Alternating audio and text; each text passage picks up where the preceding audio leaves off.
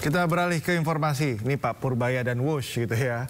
Menkeu Purbaya membenarkan pernyataan Presiden ke-7 RI Joko Widodo terkait pembangunan kereta cepat Wush yang tidak semata-mata mencari keuntungan melainkan menjadi investasi sosial jangka panjang bagi masyarakat.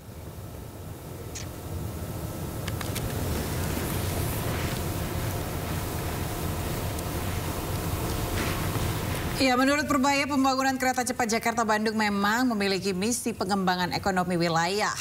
Namun saat ini potensi ekonomi di sekitar kawasan stasiun dan jalur kereta cepat belum tergarap maksimal. Nantinya jika potensi ekonomi di kawasan tersebut sudah tergarap, dampak ekonominya akan lebih terasa kepada masyarakat.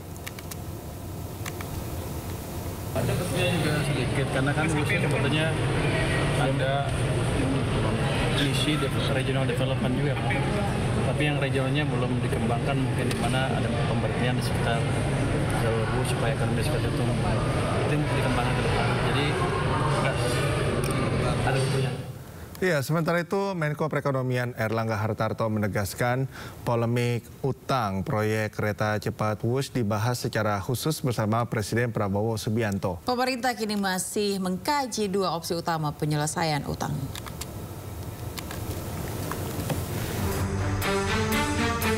Menteri Koordinator Bidang Perekonomian Erlangga Hartarto menegaskan polemik mengenai restrukturisasi utang pada proyek kereta cepat Wush akan dibahas secara khusus bersama Presiden Prabowo Subianto.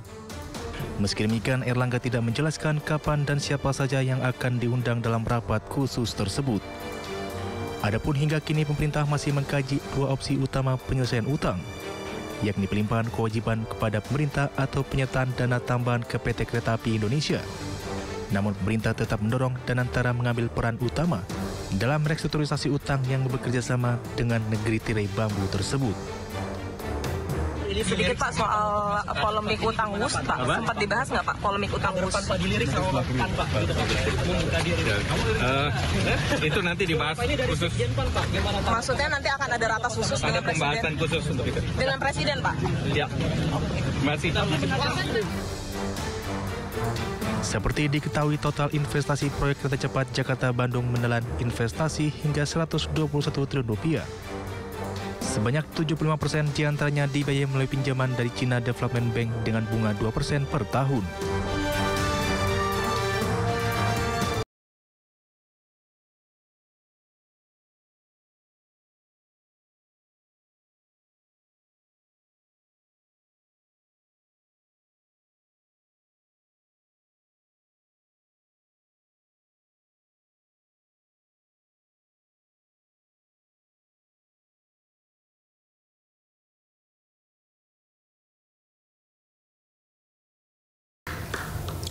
Pemirsa, Raja Keraton Surakarta Sri Susuhunan Pakubuwana ke-13 berpulang ke pangkuan Yang Maha Kuasa pada Minggu pukul 7.30 waktu Indonesia Barat setelah dirawat di rumah sakit karena mengidap sakit komplikasi yang dideritanya.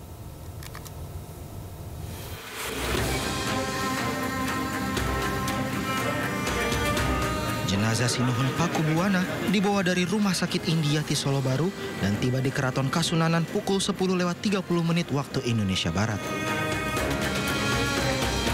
Jenazah masuk ke dalam keraton melalui lawang senter dan disemayamkan di Masjid Pujasana, Keraton Kasunanan Surakarta Hadiningrat. Adik Sinuhun Pakubuwana ke-13 Gusti Kanjeng Ratu Wandansari menjelaskan, Sinuhun Pakubuwana ke-13 wafat pada Minggu pagi sekitar pukul 7.30 waktu Indonesia Barat. Sebelumnya Sinuhun Pakubuwana ke-13 juga telah menjalani terapi cuci darah. Sinuhun Pakubuwana ke-13 juga sempat menjalani perawatan home care, namun karena kondisinya semakin memburuk sehingga dilarikan ke rumah sakit. Sareke di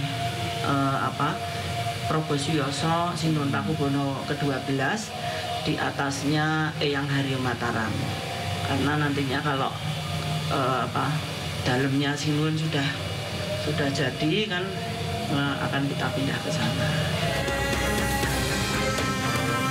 Sinuhun Pakubuwana ke-13 masuk ke rumah sakit pada Jumat 19 September 2025 dan langsung dilarikan ke instalasi gawat darurat Rumah Sakit Indriati Solo Baru lantaran kondisi keadaan yang lemah. Namun setelah mengalami masa kritisnya, Sinuhun Pakubuwana ke-13 menghembuskan nafas terakhirnya pada Minggu pagi. Jenazah akan dimakamkan di Kompleks Pemakaman Imogiri di Bantul, Yogyakarta pada hari Rabu 5 November 2025. Sebelum dimakamkan, jenazah akan disemayamkan di Masjid Pujasana. Dari Solo, Jawa Tengah, Halim Mahfur, iNews melaporkan. Menteri Sosial Saifullah Yusuf menegaskan pemirsa Presiden kedua RI Soeharto tetap memenuhi syarat formal untuk dianugerahi gelar pahlawan. Ya, Gus Ipul membantah Kementerian Sosial tidak mendengarkan keluhan para pihak yang menolak.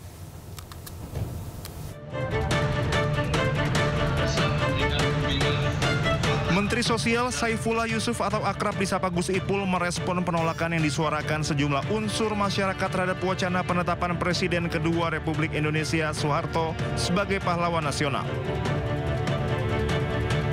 Menurut Gus Ipul, ia telah bertemu dan berdiskusi langsung dengan berbagai pihak yang menyuarakan penolakan tersebut. Ia juga mengaku telah mendengar poin-poin keberatan mereka. Gus Ipul mengklaim seluruh pertimbangan yang disampaikan masyarakat yang menolak usulan gelar pahlawan bagi Soeharto sudah dirapatkan tim pengkajian dan penelitian gelar pahlawan. Menghadapi banyak gelombang penolakan ya Gus ya, itu kira-kira bakal duduk bareng nggak sama pihak-pihak yang menolak?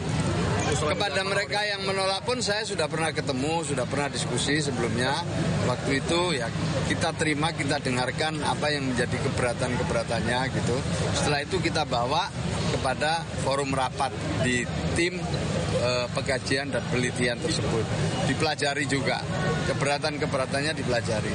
Tetapi karena sudah memenuhi syarat formal, maka Presiden Soeharto tetap kita usulkan ke gelar pahlawan. Gus Ipul menegaskan Soeharto tetap memenuhi syarat formal untuk dianugerahi gelar pahlawan. Ia membantah Kementerian Sosial tidak mendengarkan keluhan para pihak yang menolak.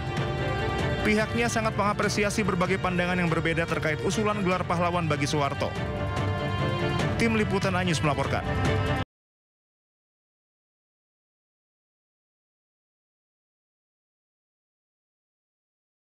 Ya, kembali di Sindo Today, pemirsa, kita ke informasi ini di mana seorang pemotor wanita ras terkuat di bumi ya terekam berkendara di tol Jakarta Cikampek. Ya, dua polisi berusaha menghentikan pengendara motor yang nekat ini, pemirsa.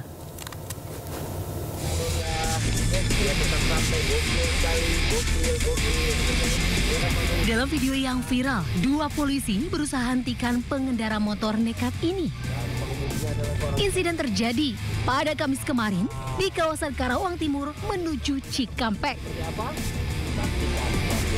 Petugas berupaya mengejar dan memberi isyarat agar pengendara motor tersebut ini menepi. Belum diketahui alasan pemotor wanita ini masuk jalan tol. Namun, aksi pemotor ini jelas berbahaya. Apalagi dirinya berkendara tanpa helm. Tim Liputan iNews melaporkan. Ada aja gebrakan ya. Iya, tapi itu cukup membahayakan juga ya. Banget lah. Gitu. Karena kan orang yang mengendara di tol itu cukup kencang juga kecepatan mobilnya. Dan tidak peruntukannya gitu kan. Iya, betul sekali. Ini masih gebrakan-gebrakan lainnya, di mana kali ini seorang pengendara wanita juga ini viral di media sosial setelah diduga melawan arah. Iya, ia tetap teguh dengan pendiriannya saat ditegur pengendara lain dan warga sekitar, pemirsa. Konten peristiwa ini mengundang kegeraman warganet.